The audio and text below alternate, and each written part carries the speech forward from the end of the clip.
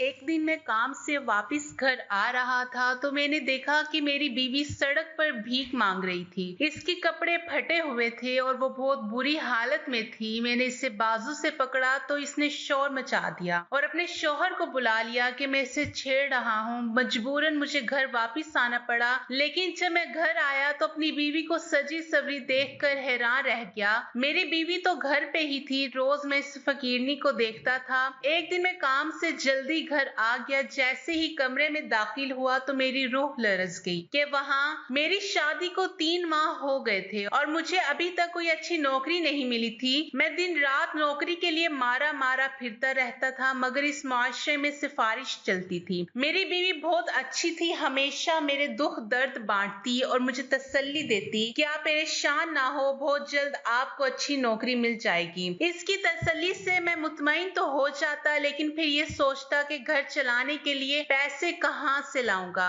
मेरी पैसों के लिए फिक्र देखकर मेरी बीवी मुझे कुछ पैसे ला कर दे देती और कहती कि ये ले पैसे और घर का राशन ले आए। मैं हैरान होता कि मेरी बीवी के पास पैसे आखिर आते कहाँ से हैं। वो कहती कि शादी से पहले इसने ये पैसे जमा किए हुए थे। मुझे थोड़ी बहुत शर्मिंदगी होती और मैं फिर से नौकरी की तलाश में झुक जाता और आखिरकार मुझे एक अच्छे दफ्तर में नौकरी मिल ही गई। हमारी जिंदगी बहुत अच्छी चल रही थी, हम दोनों अपनी जिंदगी में बहुत खुश थे। मेरी बीवी सुबह उठती, मुझे जगाती, नाश्ता पकाती और हम दोनों साथ में नाश्ता करते और फिर मैं दफ्तर चला जाता। सारा दिन दफ्तर में काम करता और दोपहर को छुट्टी होती तो घर आ जाता। मेरी बीवी मेरे लिए सज धज कर तैयार हुई पहले से बैठी होती थी। रात का खाना भी तैयार होता था, इसने घर के सारे काम भी किए होते थे। मेरी बीवी बहुत मेहनती थी, मेरा सारा घर का बड़ी मोहब्बत से ख्याल रखती थी। मुझे भी अपनी बीवी से मोहब्बत सी हो गई थी। जैसे कभी कभार दफ्तर से वापसी पर इसके लिए गजरे या कोई तोहफा भी ले आता था और इससे वो खुश भी हो जाती थी। ऐसे ही शादी को 1 साल गुजर गया था। मेरी बीवी अक्सर अकेली कमरे में बैठी रो रही होती। मैं अक्सर पूछता कि क्या हुआ, क्यों रोती हो, क्या मैंने कोई दुख दिया है? तो वो कहती कि आप तो बहुत अच्छे हैं, आपने दुख नहीं दिया। मैं अपनी बहन को याद कर रही हूँ। जब मैं पूछता कि तुम्हारी बहन कहाँ है, मर गई है क्या, तो वो आगे से कोई जवाब ना देती और मजीद रोने लगती। मैं इसे चुप करवाने की कोशिश करने लगता और फिर इसका दिल बहलाने के लिए मैं इसे बाहर खाना खिलाने के लिए ले जाता। थोड़ी ही देर में इसका मूड बिल्कुल ठीक हो जाता था। गर्मियां गुजर गई और अब सर्दी का मौसम आ गया था। सर्दी में दिन छोटे होते हैं, इसलिए मेरे दफ्तर के वक्त में आधे घंटे का वक्फा डाल दिया गया। मुझे आधा घंटा पहले ही छुट्टी हो गई। आज मैं खुश था कि घर जाऊंगा और बीवी के साथ ज्यादा वक्त गुजारूंगा और ऐसे ही खुशी खुशी में मोटर बाइक चलाते हुए सड़क पर रवा दवा था कि अचानक बड़े चौक पर मेरी नजर एक फकीरनी पर पड़ी, जिसे देखकर मेरे पैरों तले से जमीन निकल गई। मुझे पहले तो अपनी आंखों पर यकीन ही ना आया था,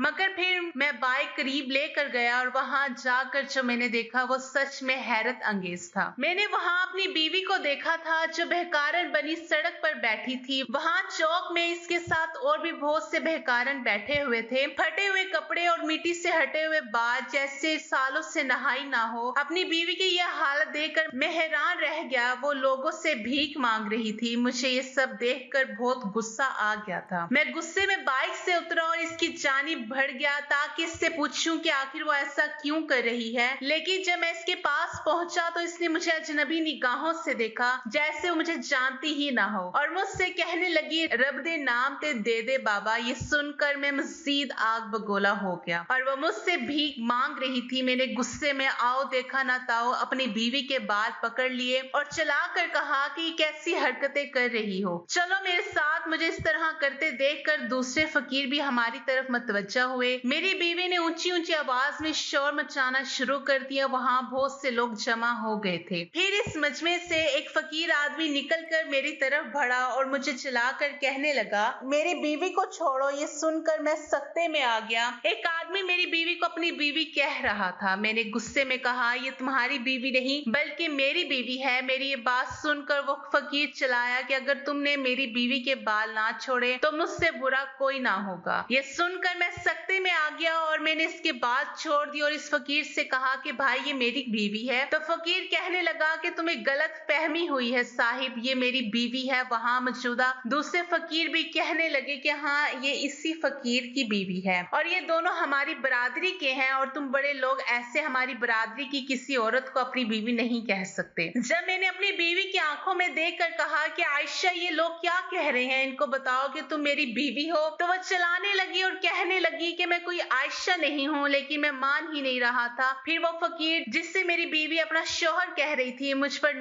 टूट पड़ा। इसने मेरे मुंह पर एक जोरदार मुक्का दे मारा। मैं इस सब के लिए तैयार नहीं था और जमीन पर जा गिरा। मेरे मुंह से खून निकल आया था और नीचे गिरने की वजह से बहुत ज्यादा चोट भी आई थी। मुझे इस तरह देखकर फकीर वहां से भाग गए। लोगों ने मुझे जमीन से उठाया और कपड़े झाड़ने लगे। किसी ने पानी पिलाकर कुर्ली करवाई तो खून निकलना बंद हुआ। मुझे बहुत गुस्सा था, काफी जख्म भी आए थे, इसलिए मैं मोटरसाइकिल पर बैठा और करीबी एक क्लिनिक में चला गया और मुंह पर जहां जख्म आए हुए थे वहां पर पट्टी करवाई और घर की जानिब चला गया। रास्ते में जाते हुए मैं मुसलसल ये सोच रहा था कि मेरी बीवी ने मुझे इतना जलील करवाया, वो भी इतने लोगों के सामने। ऐसी बीवी से अच्छा है कि बीवी ही ना हो। मैंने सोच लिया था कि घर जाते ही अपनी बीवी को तलाक दे दूंगा। गुस्से से भरपूर मैं अपनी घर में दाखिल हुआ। मेरे जहन में वही चौक वाला वाकया चल रहा था। जब मैं अपने कमरे में पहुंचा तो वहां जो मैंने देखा वो देखकर मैं हैरत ज़दा रह गया। मेरी बीवी तो कमरे में बैठी थी और मेरे इंतजार में सजी सवरी बैठी थी। मुझे देखते ही शफकत से बोली, आप आ गए,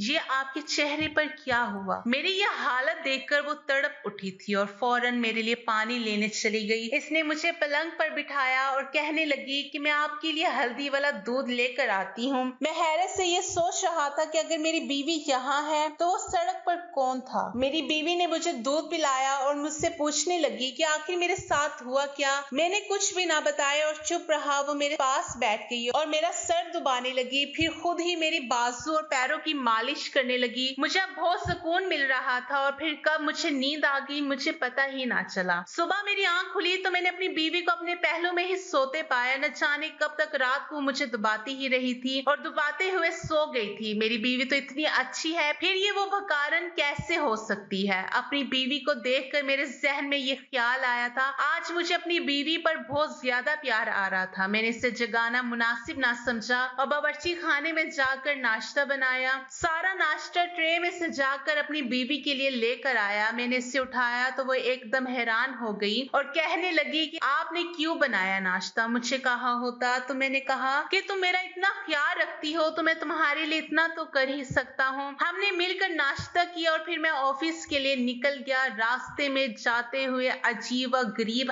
ख्यालात मेरे जहन में आ रहे थे। कहीं ऐसा ना हो कि वो औरत मेरी बीवी ही हो। मेरे जहन में ये ख्याल आया तो फौरन दूसरा ख्याल आ गया कि ऐसा नहीं हो सकता। वो बेहाल बेकारन और मेरी बीवी बहुत सलीका शऊर। इस बेकारन को तो कपड़े पहनने का भी ढंग नहीं और मेरी बीवी हर वक्त सजी सवरी रहती है। ये सब सोचते हुए मैंने सोचा कि क्यों ना आज फिर वापसी पर बड़े चौक से गुजरते हुए इस बेकारन को देखूंगा। हो सकता है कि कल मेरा वहम हो, इसकी सूरत में मेरी बीवी जैसी ना हो। यही सोचते हुए मैं ऑफिस चला गया और सारा दिन वहां काम किया। दोपहर को जब छुट्टी हुई तो मैंने अपने बाइक का रुख बड़े चौक की तरफ मोड़ लिया। वो बेकारन आज भी वहां पर अपने शौहर के साथ बैठी हुई थी और लोगों से भीख मांग रही थी। मैं दूर दूर से ही इसका मुशाहिदा कर रहा था। इसकी शक्ल व सूरत बिल्कुल मेरी बीवी जैसी ही थी। कुछ देर के लिए मुझे फिर से लगा कि वो मेरी बीवी ही है। फिर मैंने सोचा कि जल्दी जल्दी बाइक भगाता हूँ और घर जाकर दोबारा से देखता हूँ कि मेरी बीवी घर पर है या नहीं। मैंने तेज रफ्तार से बाइक दौड़ानी शुरू कर दी और जल्दी जल्दी घर पहुंच गया। मेरे जहन में यही था कि अगर वो बेकारन ही मेरी बीवी हुई तो मेरी बीवी घर पर ना होगी। लेकिन घर पहुंचकर मुझे हैरत का मजीद झटका लगा क्योंकि मेरी बीवी तो घर पर ही थी और मेरे लिए खीर पका रही थी। आज मुझे खुद पर बेहद अफसोस हुआ था कि मेरी बीवी मेरी इतनी फिक्र करती है और मेरा इतना ख्याल रखती है और मैं इस पर शक करता हूँ। मेरा दिल किया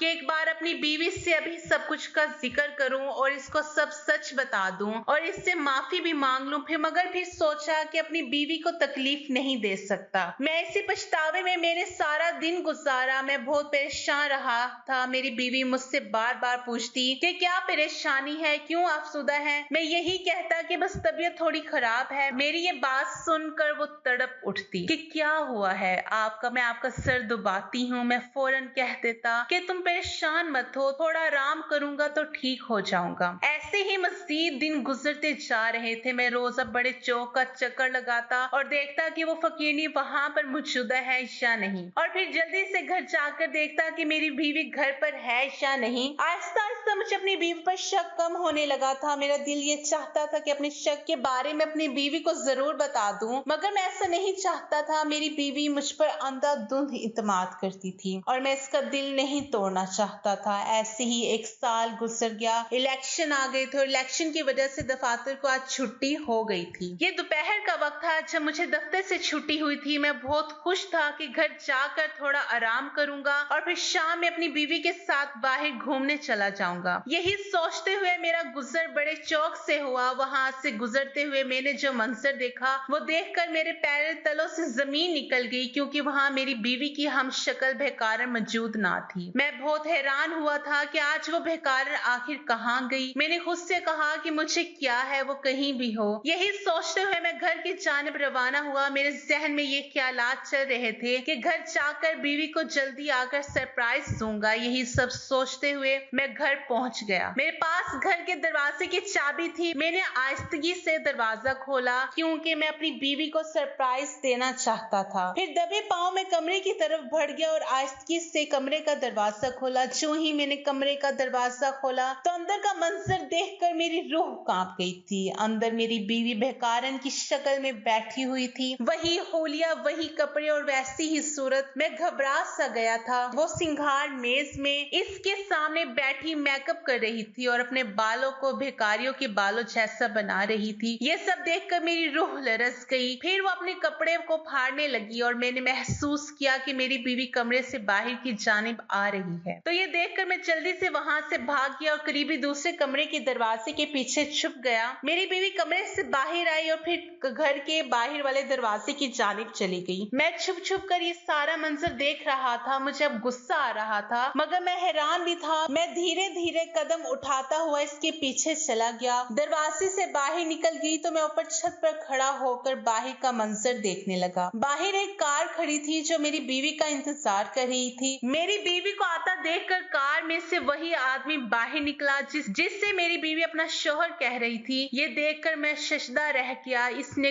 कार का दरवाजा मेरी बीवी के लिए खोला और बेकारन बनी मेरी बीवी कार के अंदर बैठ गई। कार चल पड़ी और मैं ये सारा मंजर देखकर हैरत का पुतला बना बैठा था। समझ नहीं आ रहा था कि मेरी बीवी ने मेरे साथ ये सब क्यों किया। मैं तो इस पर आंखें बंद करके यकीन करता था। मैं काफी देर परेशान बैठा रहा कि अचानक घर का दरवाजा खुला तो मैंने जाकर देखा तो दरवाजे पर जिस शख्स को मैंने देखा उसे देखकर मैं मजीद हैरान रह गया। वहां एक औरत खड़ी थी जो अंदर की जानिब आ रही थी और मुझे देखकर वो भी हैरत ज़दा हो गई। मैंने इससे पूछा कि तुम कौन हो और मेरे घर कैसे आई हो, घर की चाबी कहाँ से आई तुम्हारे पास। पहले तो वो घबराई और फिर कहने लगी कि मैं इस घर में काम करती हूँ और चाबी मुझे इस घर की बेगम साहिबा ने दी है। मैं काफी हैरान था कि मेरी बीवी ने एक औरत को घर की चाबी दे रखी है। मैं गुस्से में आ गया और इस पर चिल्लाने लगा कि तुम कब से इस घर में काम कर रही हो। तो कहने लगी कि साहिब मैं तो रोज इसी वक्त यहाँ काम करने के लिए आती हूँ और खाना पकाती हूँ, कपड़े धोती हूँ और चली जाती हूँ। ये सब सुनकर मेरी रूह लरस गई थी। मैं समझता था कि मेरी बीवी घर के सारे काम करती है, मगर इसने तो मुलाजमा रखी हुई थी। मैंने मुलाजमा से कहा कि ठीक है तुम काम करो और जाओ। मुलाजमा ने काम मुकम्मल किया और चली गई। मैं अब गुस्से से पागल होने लगा था। दिल तो चाह रहा था कि मेरी बेकारन बीवी घर आए और मैं इससे तलाक दे दूं, मगर फिर मैंने सोचा कि इससे इसको क्या फर्क पड़ेगा। मैंने फैसला किया कि मैं इसकी असलियत सबके सामने लेकर आऊंगा और यही सोचकर मैंने प्लान बनाया और कल दफ्तर से छुट्टी करने का फैसला कर लिया। रात को मेरी बीवी आई तो मैंने इसे इस बात का एहसास ही ना होने दिया कि मुझे इसके बारे में कुछ भी पता है। बस आम मामूल के मुताबिक इसके साथ रवैया रखा और सुबह हो गई। मैंने अपनी बीवी को यह नहीं बताया था कि आज मैं दफ्तर से छुट्टी कर रहा हूँ। मैं दफ्तर के बहाने घर से बाहर चला गया और फिर पिछले दरवाजे से अंदर आकर छुप गया। मैं अपनी बीवी पर कड़ी नजर रखने लगा। मेरी बीवी कहीं से भी एक बेकारन नहीं लग रही थी। मुझे तो यकीन ही नहीं आ रहा था कि इतनी सलीकाशार औरत एक बेकारन हो सकती है। जो ही दोपहर हुई मेरी बीवी कमरे में आ गई और तैयार होने लगी। इसने बेकारन का लिबास ओढ़ा और वैसा मेकअप करने लगी लगी, बालों को मिट्टी से भरने लगी और मैं ये सब देखने लगा था। मैंने कार किराए पर ले रखी थी ताकि मैं अपनी बीवी का पीछा कर सकूं। इसके बाहर आने से पहले ही मैं कार में सवार था। मेरी बीवी बाहर आई और इस आदमी के साथ कार में बैठ गई जिससे वो अपना शौहर कहती थी। मैंने अपनी कार इनकी कार के पीछे लगा दी। सारे शहर से होते हुए वो लोग बड़े चौक तक पहुंच गए। वहां पहुंच जाते ही एक तरफ पिछली जानिब इन्होंने कार रोकी और मेरी बीवी कार से बाहर निकल आई और फिर छुपते छुपाते हुए बड़े चौक पर बैठते हुए फकीरों के साथ बैठ गई। मुझे हैरत हो रही थी कि अगर मेरी बीवी यही बेकारण है तो मुझसे पहले घर कैसे पहुंच जाती है। जब अपनी बीवी को बड़े चौक में देखकर मैं वापसी मुड़ने लगा तो किसी ने मेरे कंधे पर थपकी दी। तो जो ही मैंने पीछे देखा तो पीछे खड़े शख्स को देखकर मेरे पैरों तले से जमीन निकल गई। मेरे पीछे वो आदमी खड़ा था कि जिसे मेरी बीवी अपना शौहर कहती थी। इसे देखकर मैं एकदम घबरा गया था, मगर फिर से जो बात मुझे कही वो सुनकर मुझे और भी हैरान हो जाना चाहिए था। इसने मुझे कहा कि मेरे साथ चले, मैं आपको सारी सच्चाई बताता हूँ। मैंने पूछा कि किस चीज की सच्चाई, तो कहने लगा कि मैं जानता हूँ कि आपको ये राज पता चल चुका है कि वो बेकारण आपकी बीवी ही है। मैं बहुत हैरान हुआ था कि इसे ये सब कैसे पता चला। तो कहने लगा कि मेरे साथ चले। मैं इसके साथ साथ चल दिया। वो आगे आगे था और मैं पीछे पीछे। हम दोनों एक गली में पहुंचे। बहुत ही तंग और बारीक गली थी। हम लोग गली में चलते ही जा रहे थे।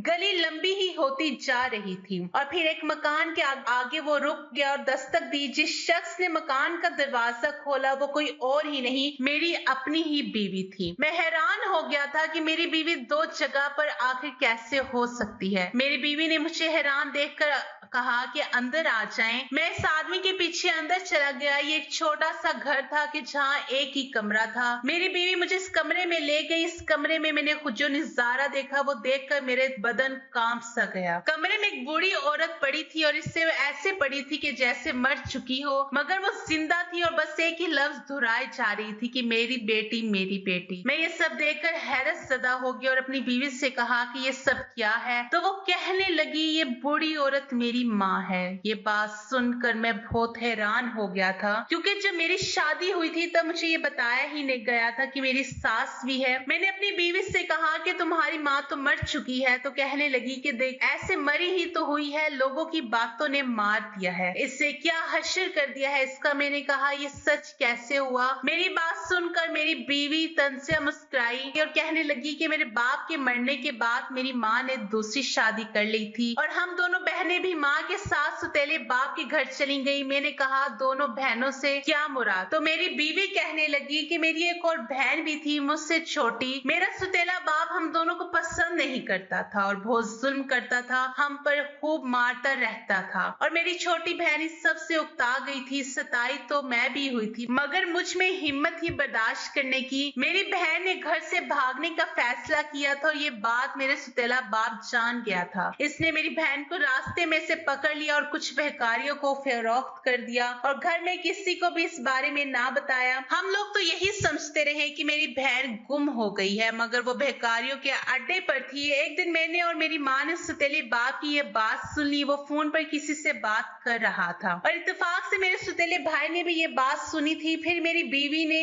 इस आदमी की तरफ इशारा किया जिसे वो अपना शौहर कह रही थी। ये मेरा शौहर नहीं है, मेरा भाई है, मेरे सुतेले बाप का बेटा। ये सुनकर मैं मजीद चकरा गया। फिर मेरी बीवी ने बताया कि इसने अपने सुतेले बाप से पूछा कि मेरी बीवी बहन को कहाँ छुपा रखा है। बदले में सुतेले बाप ने कहा कि ये लड़की तो पागल हो गई है और फिर दोनों माँ बेटी को घर से निकाल दिया। सुतेले भाई ने इन दोनों को पनाह दी और इनकी मदद करने का फैसला किया। मेरी बीवी कहने लगी कि हम दोनों इस घर में रहने लगे। मेरी माँ तो जीते जी मर चुकी थी, हर वक्त बहन को याद करती और खुद को इसका कसूरवार समझती, लेकिन मैंने और भाई ने मिलकर बहन को ढूंढने का फैसला कर लिया था। जब मेरे लिए रिश्ता आया तो माँ ने फौरन हाँ कर दी, क्योंकि इससे अपनी हालत का अंदाजा था। फिर मैंने और भाई ने मंसूबा बनाया। हमने बेकारों जैसा हुलिया बना लिया ताकि ताकि भिखारियों में से अपनी बहन को तलाश कर सके। हम लोग शुरू में भिखारी बनकर भिखारियों से ताल्लुकात बढ़ाते रहे और अब हम इनके अड्डों पर भी जाना शुरू हो गए और मुझे यकीन है कि बहुत जल्द हम अपनी बहन को ढूंढ लेंगे। ये सब सुनकर मैं रो पड़ा था और अपनी बीवी से कहने लगा कि तुमने ये बात मुझे क्यों ना बताई। तो वो कहने लगी, मुझे पता था कि आप मुझे कभी भी भिखारन बनने की इजाजत नहीं देंगे, लेकिन जिस रोज आपको मैं चौक में पहली बार मिली, हम लोगों ने पहले से ही मंसूबा बना रखा था कि अगर ऐसा कुछ हुआ तो मैं कहूंगी ये मेरा शौहर है। मैं हर रोज दोपहर में तैयार होकर भिखारन बन जाती और आपके आने से पहले ही घर लौट आती। आप जितनी भी तेज बाइक चलाते हैं मैं पहले पहुंच जाती, क्योंकि हमारे पास कार थी और मैं कार में ही मेकअप बदल लेती और हुलिया सुधार लेती। घर के कामों के लिए मैंने काम वाली रखी हुई थी, लेकिन अब आपको सारी हकीकत का पता चल गया और जब हमें इस बात का पता चला तो मैंने और मेरे भाई ने सब कुछ आपको बताने का फैसला कर लिया। मैंने अपनी बीवी के आंसू साफ किए और कहा कि अब तुम्हारा भिखारन बनने का सफर खत्म हो गया। अब तुम्हारी जगह मैं भिखारी बनकर तुम्हारी बहन को तलाश करूंगा। फिर इस दिन के बाद मैं और मेरा साला हम दोनों भिखारी बनकर मेरी साली को तलाश करने लगे। हमने शहर के बहुत सारे भिखारियों के अड्डों पर इसे तलाश किया और आखिरकार एक दिन हमने इसे तलाश कर ही लिया। भिखारियों ने मेरी बीवी की बहन को गूंगा कर रखा था और वो गूंगी फकीरनी बनकर पैसे मांगती थी। हमने पुलिस को साथ मिलाए और यूं मेरी साली को आजाद करवा लिया। मेरी साली का कुछ दिन के बाद जबान का ऑपरेशन है। डॉक्टर्स का कहना है कि इस ऑपरेशन के बाद वो फिर से बोल सकेगी। अल्लाह हर किसी को ऐसे सुतेले बापों और भिखारियों की गिरोह से महफूज रखे। खुदा करे कि मेरी साली भी जल्द ठीक हो जाए। अपनी बहन को वापस पाकर मेरी बीवी बहुत खुश है। दोस्तों, अगर आपको हमारी आज की कहानी पसंद आई तो लाइक करना और कमेंट करना हरगिज ना भूलिएगा और हमारे चैनल को जरूर सब्सक्राइब करें।